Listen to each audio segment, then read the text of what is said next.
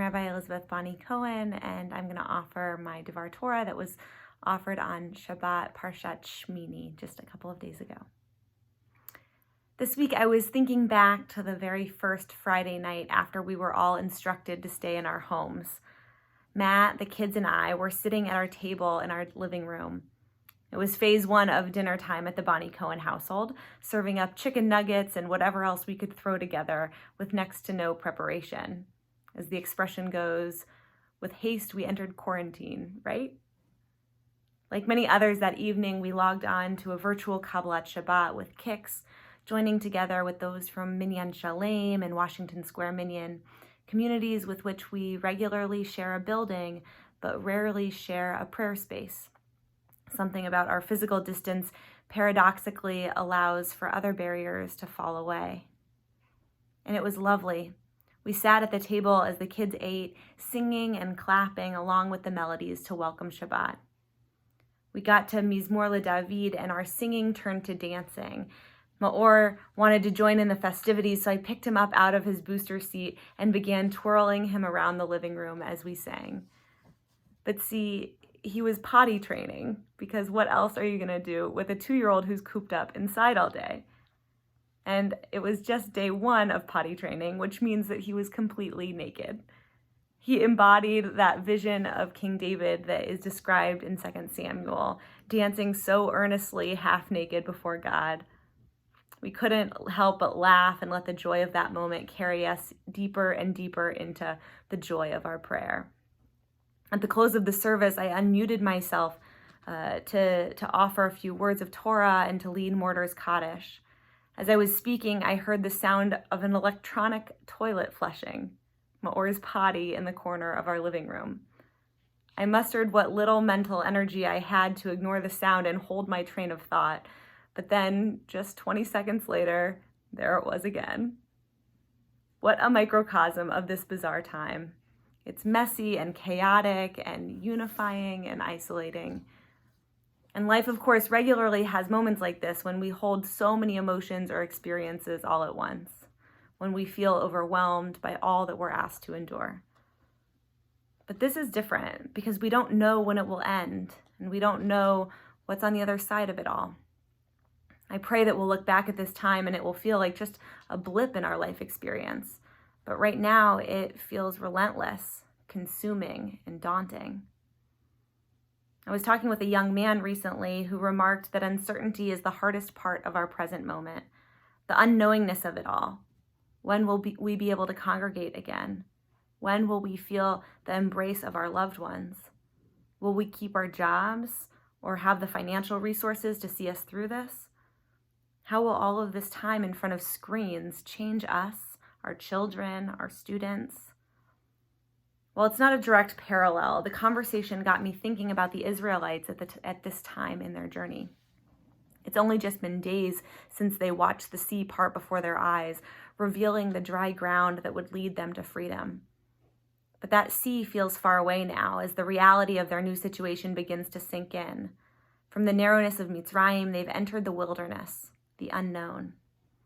Their task is to journey, but where are they going and how long will it take them to get there? The wilderness is scary and dangerous and unsettling. Almost immediately, we hear the murmurings of discontent. Maybe we should go back. At least there was food in Egypt. How is it that the reality of slavery feels somehow more palpable than wandering as liberated people? Well, I must say that I've never felt more empathy with those discontented Israelites as I have during the last few weeks.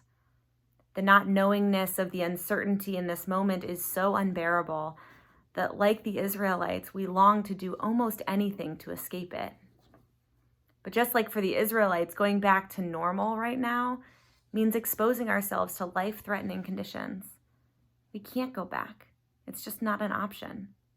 We have to keep trekking through the wilderness, as scary and as uncertain as it might be. With the great wisdom of our tradition, it's at the edge of the wilderness that we begin counting. We count 49 days from Passover to Shavuot, from redemption to revelation, a journey of unpredictable wandering. And the simple ritual of marking the days of the Omer acts to ground us for even just a moment, offering us a spiritual anchor during a tumultuous time. Now, as many of you know, I have the practice of following the Hasidic custom of engaging with the mystical qualities of the Omer. Each week and each day of the week have a different attribute associated with them. And we're called to focus on the interaction of those qualities within ourselves over the course of the Omer to prepare ourselves spiritually for the receiving of Torah on Shavuot.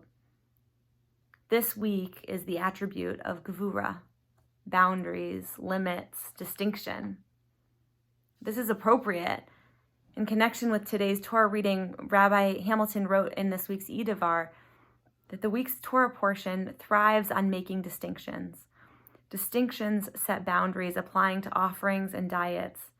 Moses summarizes an essential aim of altar sanctity, saying, and to distinguish between the holy and the common, and between the ritually clean and unclean, and to activate learning. Boundaries remain essential, Rabbi Hamilton says, to preserve order in the realm of religious ritual. If there's anything I've noticed in this last month, it's how much I long for boundaries. I want Monday and Tuesday and Wednesday to feel different from one another, but inevitably they blur together. I want to work in an office, sleep in a bedroom, play with my kids in the living room, but these boundaries fall away too, as my bedroom becomes my office and the kids seem to be everywhere at every moment. Striving to create space for distinction is holy work. Distinctions make holiness possible, and boundaries enable us to be present for the sacred encounters that we'll meet there. Gevura comes to remind us of that. And not only is Gevura this week's quality, but it also happens to be the quality of today, of Shabbat. Gevura, Shabbat Gevura. While at first it seems redundant or perhaps extreme to doubly emphasize boundaries, Gevura, Shabbat Gevura is actually about the boundaries of boundaries, the limits of limits. While we crave boundariedness so much in order to contain the chaos of this time, Gevura, Shabbat Gevura comes to teach us that even our limits need to be limited. It asks us to soften, ever so slightly, those parts of ourselves that cling to the rigid, to embrace the blurry moments as holy as well.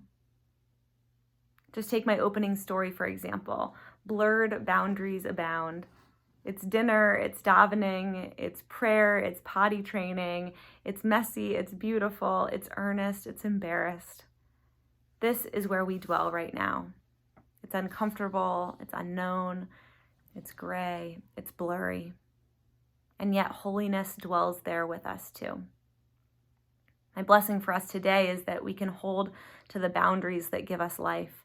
May we find ways to draw distinctions, perhaps in setting apart Shabbat from the rest of the week, or by taking on a daily practice that grounds us. And as we do so, may we also be blessed in seeking the holiness amidst those blurry parts of our lives as well, inviting the divine to dwell there with us too. Shabbat Shalom, or now Shavua Tov. I hope that you have a wonderful week during this difficult time.